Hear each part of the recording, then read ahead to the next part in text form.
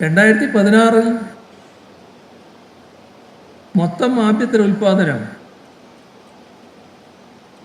5,60,000 കോടി രൂപയായിരുന്നു.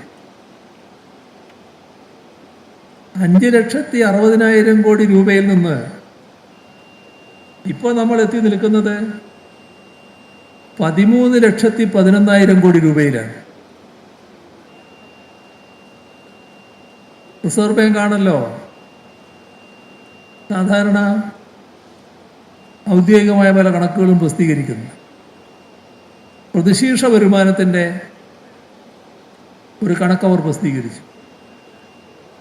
അതിലവർ പറഞ്ഞത് 2016 1,48,000 രൂപയായിരുന്നു. എന്നാൽ ഇപ്പോഴത് 2,28,000 രൂപയായി വർദ്ധിച്ചിരിക്കുന്നു. അപ്പോൾ ഈ കണക്കുകൾ പരിശോധിച്ചാൽ നമ്മൾ പുറകോട്ട് പോവുകയല്ല ചെയ്തിട്ടുള്ളത്, നല്ല രീതിയിൽ മുന്നോട്ട് പോവുക തന്നെയാണ് ഉണ്ടായത് എന്ന് കാണാൻ നമുക്ക് സാധിക്കും. ഇതുമായി ബന്ധപ്പെട്ട് ധാരാളം കാര്യങ്ങൾ നാടിൻ്റെ വിവിധ മേഖലകളിലുണ്ടായ പുരോഗതിയുടെ കാര്യങ്ങൾ അവതരിപ്പിക്കാനുണ്ടെങ്കിലും തൽക്കാലം ഞാൻ അതിലേക്ക് വളരെ കൂടുതലായി കടക്കുന്നില്ല. ഇവിടെ ജനങ്ങളാകെ, ഇടുക്കിയിലെ ജനങ്ങളാകെ ഉറ്റുനോക്കുന്നത് നമ്മുടെ ഭൂപ്രശ്നം എങ്ങനെ പരിഹരിക്കും എന്നുള്ളത് തന്നെയാണ്. നമ്മുടെ സംസ്ഥാനത്തെ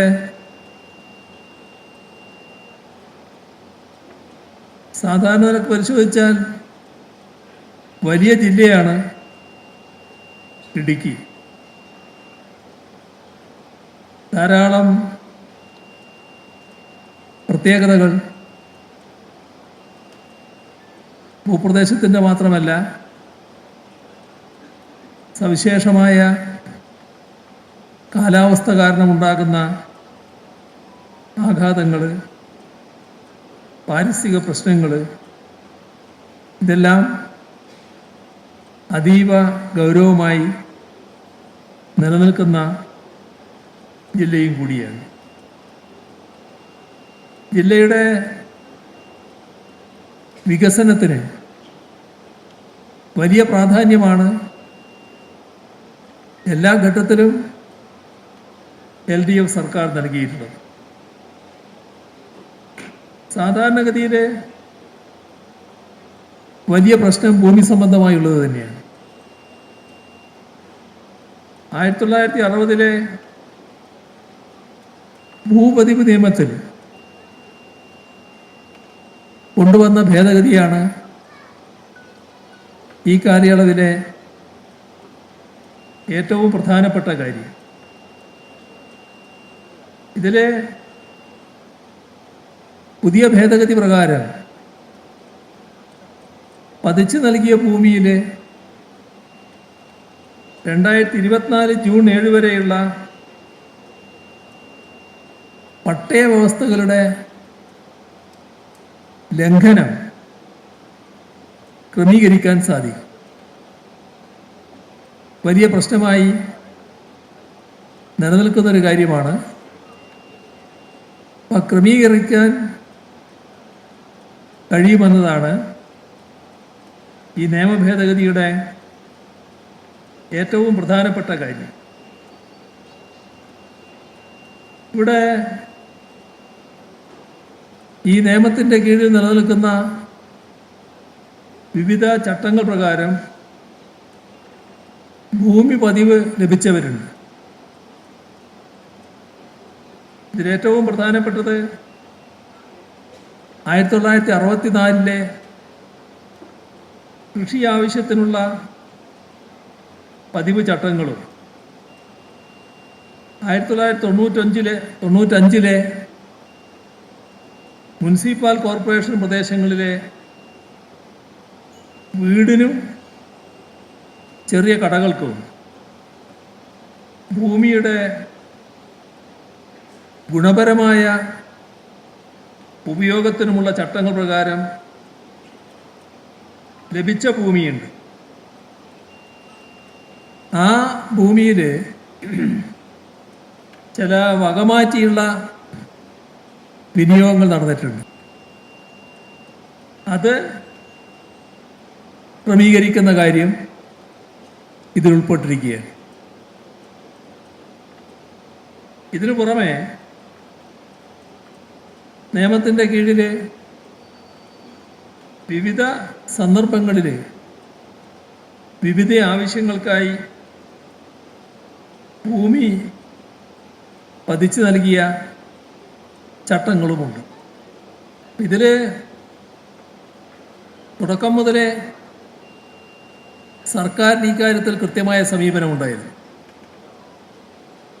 നമ്മുടെ മഹാഭൂരിപക്ഷം വരുന്ന മലയോര ജനതയും ജീവിതവൃത്തിക്കായി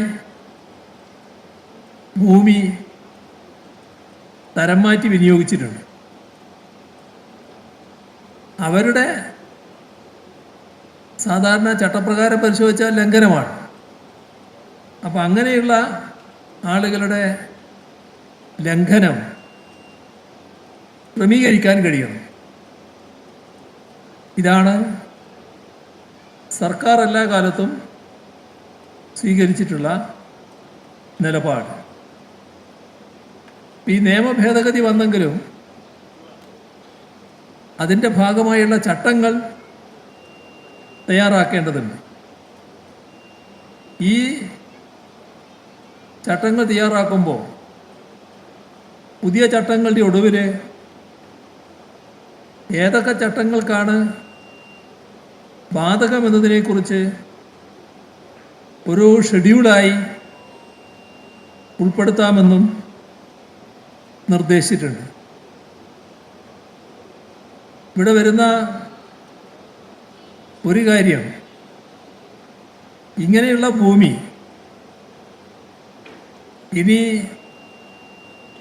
ഇനി മറ്റാവശ്യത്തിന് വിനിയോഗിക്കണമെങ്കിൽ അതിന് പുതിയ അനുമതി തേടണം. അപ്പോൾ ആ പുതിയ അനുമതി തേടാൻ കഴിയും എന്നത് ഇതിൻ്റെ ഭാഗമായി വേണമെന്ന് കാണുകയാണ്. അതിനുവേണ്ടി മറ്റൊരു ചട്ടം കൂടി കൊണ്ടുവരാമെന്നാണ് അഭിപ്രായപ്പെട്ടിട്ടുള്ളത്. ഇത്തരത്തിൽ പുതിയ ചട്ടങ്ങൾ കൊണ്ടുവരുമ്പോൾ ഈ ഉടമയുടെ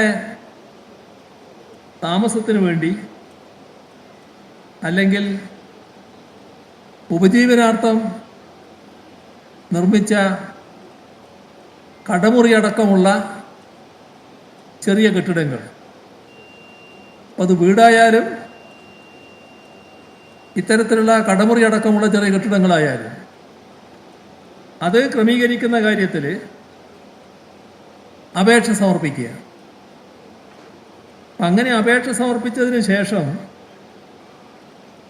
തീരുമാനമെടുക്കുന്നൊരു നിശ്ചിത പരിധി വെക്കും. ആ നിശ്ചിത പരിധിക്കുള്ളിൽ തീരുമാനമായില്ല എന്ന് വിചാരിക്കുക. അങ്ങനെ സംഭവിക്കാറുണ്ടല്ലോ. അങ്ങനെയാണെങ്കിൽ അവർക്ക് ആ തീരുമാനം ലഭിച്ചതായി കണക്കാക്കി മുന്നോട്ട് പോകാൻ കഴിയും. ഡീംഡ് പെർമിഷനായി കണക്കാക്കുക എന്താണ് ഇതിൻ്റെ ഭാഗമായി ചെയ്യാൻ ഉദ്ദേശിക്കുന്നത്. അപ്പോൾ അനാവശ്യമായ കാലതാമസം ഇതിൻ്റെ ഭാഗമായി ഒഴിവാക്കാൻ കഴിയും. ധാരാളം പേർക്ക് സമയബന്ധിതമായി തന്നെ ഈ സൗകര്യം ലഭ്യമാകും എന്നതാണ് ഇതിൻ്റെ പ്രത്യേകത.